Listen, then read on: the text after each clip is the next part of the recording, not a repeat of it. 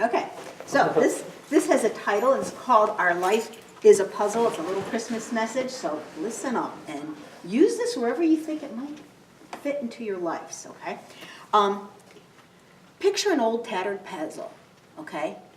Something that maybe has missing pieces, so you can't even get the border. Something that maybe has worn edges and they kind of curl up. Something where maybe the picture is worn, or maybe you don't even know where the picture is anymore, but you've done it. It's an old, tattered puzzle. Okay? So picture that. Now, it's kind of fragile, but that's a lot like our lives. Think of your life as a piece of puzzle. Okay? Just a simple piece of puzzle. What once was whole and beautiful and glorious can become broken and tattered. And what happens? How come that happens? We need to reflect on our lives, especially on this short message this Christmas season. Do some of us have pains that we have? Physical pains or emotional pains? Or some of us have different things in what's going on. You have needs, you want something. You have decisions you might need to make, and you're not sure what way to go. And so it's almost like a piece of puzzle that's torn and it's not as brilliant, because when it starts to gap and the edges are curling up, the enemy can sneak in and steal away the brilliance. Okay? So, if you take a piece of puzzle, and I actually brought, of course, a piece of puzzle. If I took a piece of puzzle, and if I was going to pass it around, I could show you, there's a lot of little puzzle pieces in here. And let's say one piece of puzzle was your life, just one piece. Well, what's the rest of the picture? This is your life right here, this little piece here. Your life is something much bigger that only God can see. Only God can see the total picture, not just one piece of the puzzle. And some of them might be kind of dark or dingy looking. And like our lives, we have things and stresses and decisions to make, and we don't always make them. So we don't know what the adjoining piece would be, do we? There might be brilliance and light right next door. But if we're going to be taken over by something that's going to keep us internally, what I like to kind of look at it is, a lot of us say, well, why did this happen? Why did that happen in my life? Okay, like, why is it dark? Why are these problems haunting me all the time? And we just don't seem to get away with it, from it. I kind of look at, we're not supposed to look to our own understanding for answers, are we? We're not looking to our own understanding. And when I describe that, I'm saying, well, it's kind of like looking inside yourself. Where there weren't any answers there in the first place. You're looking in yourself to answers. There's no answers to be had.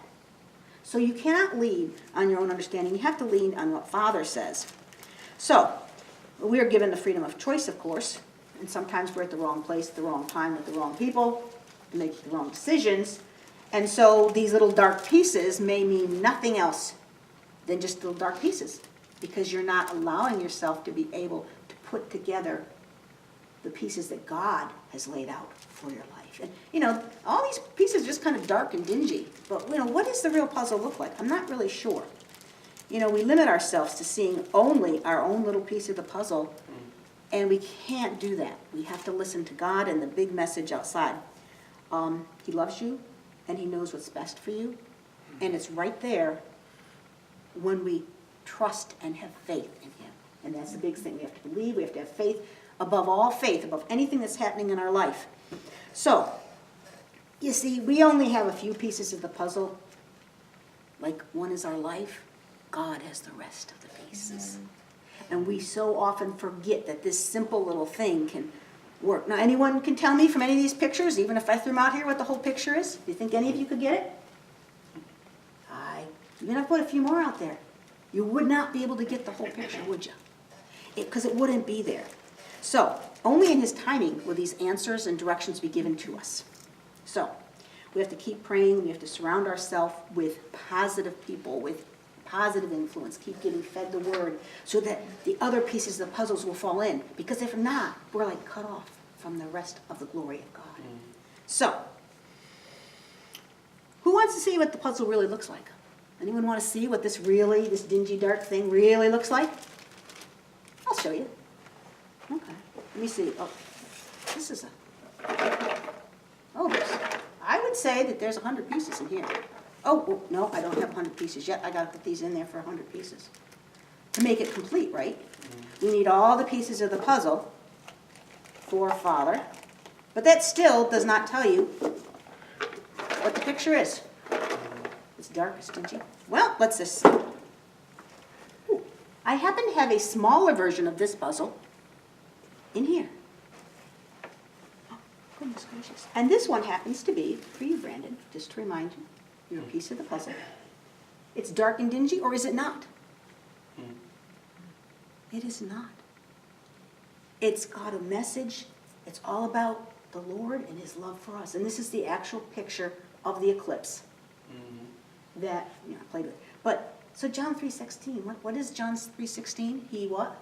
So loved the world, He came and gave His only Son. Isn't that a Christmas message? Mm-hmm. So that's what we have to remember. We're only one piece of this, and any one of these pieces, especially in this 100-piece one, would be very difficult to see what the rest is.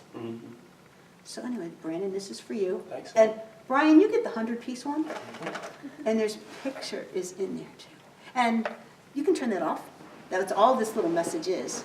But think of yourself, and I just thought a puzzle is such a wonderful way